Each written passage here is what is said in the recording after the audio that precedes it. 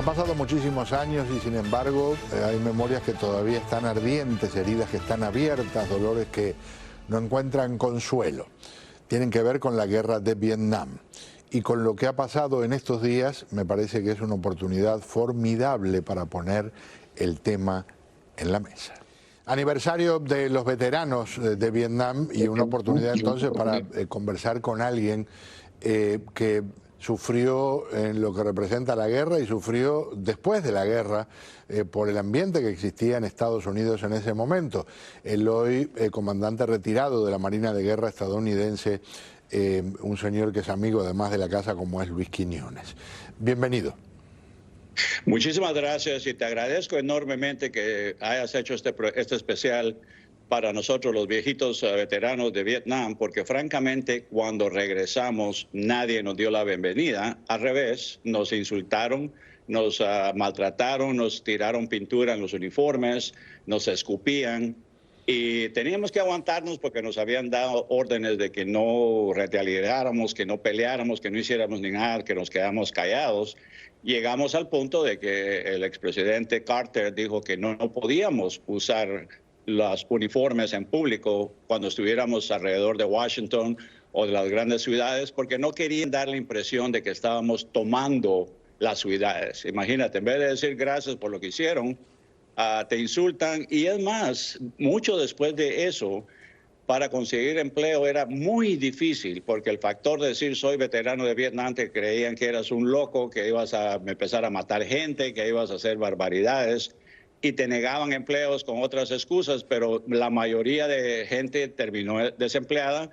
Desafortunadamente terminaron sin hogares, sin casas, en la calle, y muchos de ellos pues murieron por abusos de drogas o de alcohol, ya que se sentían tan deprimidos y tan mal porque el país no les dio las gracias o no les al menos aceptó el sacrificio que se hizo. Eso le iba a decir, porque si estaban en contra de la guerra y decidían no agradecer, puedo entender el concepto, pero cuando se habla de gente que dio lo mejor de sí, volvió con una pierna menos o con metralla en la cabeza o acompañando los ataúdes que traían a algunos de los casi 59.000 muertos de las Fuerzas Armadas estadounidenses en esa guerra de Vietnam, de verdad es injusto. Es injusto.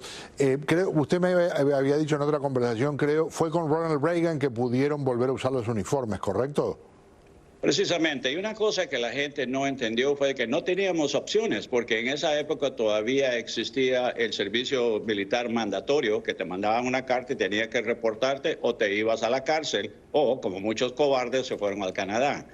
Y cuando llegó el presidente Reagan, nosotros estábamos tan nerviosos de que se iba a hacer o no iba a hacer. Yo, francamente, con un amigo, estábamos pendientes porque ya habíamos hablado inclusive con la Fuerza Aérea de Australia. Y dijimos, si Carter vuelve a ser reelegido, mejor nos vamos, nos unimos a la gente de Australia y vivimos nuestra vida allá, porque aquí ya no se va a poder hacer absolutamente nada. Recordemos una cosa. El promedio de de esos 59.000 más de 59.000 que perdieron la vida eran de 20 años en el averaje. Un promedio 20 años. Esa es la mejor edad para nuestro futuro. También tuvimos más de 118.000 heridos de balas con problemas. 1.500 no sabemos qué sucedió, han sido desaparecidos, no tenemos ninguna idea qué pasó con ellos. Lo más preocupante es que más de 4 veces del número de gente que murió en combate murieron a sus propias manos cometiendo suicidio sobre los años, y todavía seguimos experimentando un promedio de 20 a 22 suicidios de veteranos diarios. ¡Qué barbaridad! ¡Qué cosa más impresionante! Comandante, cuando empieza a cambiar el viento público y el viento gubernamental, de todas formas creo que quedó mucho resentimiento, ¿verdad? Porque no se resuelve firmando un papel. Lo que les tocó pasar, obviamente no solo en la guerra, alcanza con el sufrimiento de una guerra para que una persona pueda quedar cargando eso el resto de su vida, pero todo lo que usted relataba que ocurre al volver no se borra de un plumazo. No, de ninguna manera. Imagínate que, digamos, el tener que enfrentarte con una persona o dispararle contra una persona, muchos creen que es fácil. No, de ninguna manera, de ninguna manera. Y por eso es de que yo considero que estas gentes que andan matando inocentes, que no tienen nada que ver, están locos, porque una persona con su conciencia normal no podría hacer eso tan fácilmente. Y como te digo, el peor problema fue el que no solo que te hayan insultado, pero también que te hayan negado las oportunidades de poder trabajar, de poder cumplir. Y hasta ahora es que se está reconociendo mucho de las cosas. Por ejemplo, el Congreso acaba de pasar la ley del PACT, donde los daños que se causaron por todos estos químicos, el agente Orange que sucedió, envenenó, que causó cáncer a tantos. Yo desafortunadamente estuve envuelto en una situación donde el agua que nos estuvieron dando estaba contaminada y terminé desarrollando cáncer. Así que es una cosa que, bueno, el resto de mi vida tengo que vivir con ello. Y al menos, como digo yo, nosotros pues todavía tenemos vida, pero esos pobres muchachos de 20, 19 años que en su mejor perdieron la vida y no pudieron ver como un amigo que fue, él regresó por 30 días de vacaciones, cuando se fue de regreso, cuando estuvo acá en Kentucky, él se casó y su esposa quedó embarazada y nunca supo que iba a ser padre, murió antes de que fuera su tiempo. Le pido un favor de algo de experiencia personal. Yo tuve la oportunidad de reportar desde distintas guerras, la invasión a Panamá, 2 veces la guerra de Irak y las guerras civiles en Centroamérica, los comunistas, los sandinistas en Nicaragua, el Frente Farabundo Martí, una alianza de grupos de extrema izquierda en El Salvador. Vi muchas cosas y estoy seguro que en su mente hay algo o unas cuantas, y puede elegir la que usted quiera, para compartir lo que es una pincelada de guerra, lo que es algo que a usted o a alguien cercano a usted le haya tocado vivir. Bueno, mira, una cosa que nunca se sabe exactamente contra quién vas a ir. En esa época no teníamos las capacidades que tenemos ahora de inteligencia, satélites. La inteligencia que teníamos era malísima. En un caso tan específico que uno de mis jefes recibió la medalla de honor del Congreso, la nacional, la más alta, que es por valor. Resultó de que hubo un combate donde dijeron hay que poner, la gente de inteligencia dijo, ustedes van a tener que ir a poner unas booby traps, unas emboscadas, porque penetrando a través de unos árboles con unas armas y queremos pararlos. Muy bien, estaban cerca de la frontera con Camboya.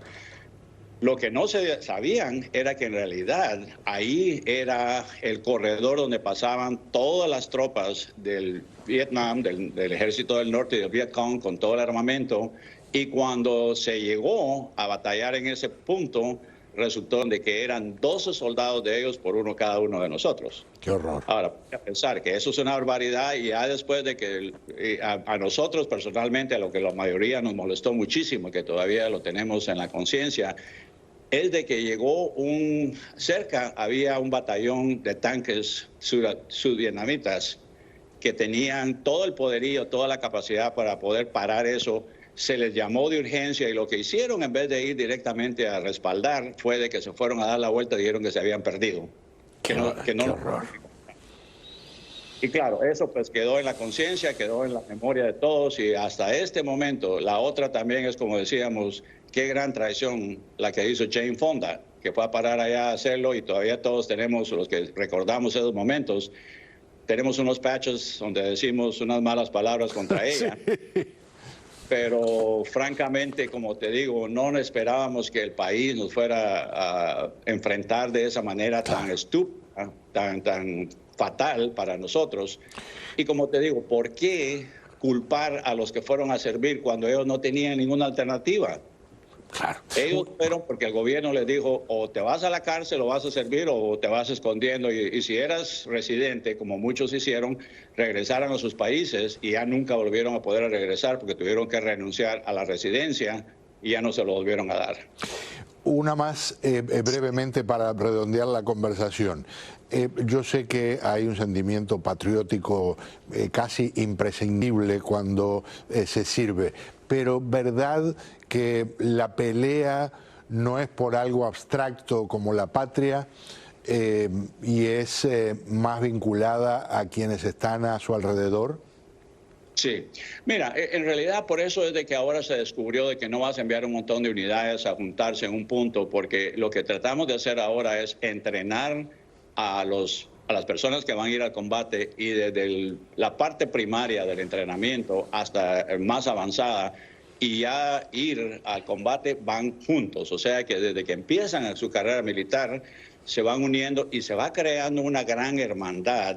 Somos muy unidos en ese caso. Entonces, tú lo que haces es de que tú tratas de proteger a tu amigo del lado izquierdo, del lado derecho, al que está atrás, y no quieres que le pase nada, entonces tú los vas a defender a como dé lugar, ellos hacen lo mismo. Por eso es de que, digamos, tenemos una actitud tan positiva, algo que inclusive los que nos han visto platicar sobre Rusia no existe, porque a ellos los metieron ahí, les están pagando a pelear y todo, no se entienden, no tienen ese cariño por el otro, por el compañero que tienen. Claro. Sí amamos al país, saludamos al país y estamos peleando por el país, pero primordialmente estamos peleando por la vida de los que están alrededor de nosotros.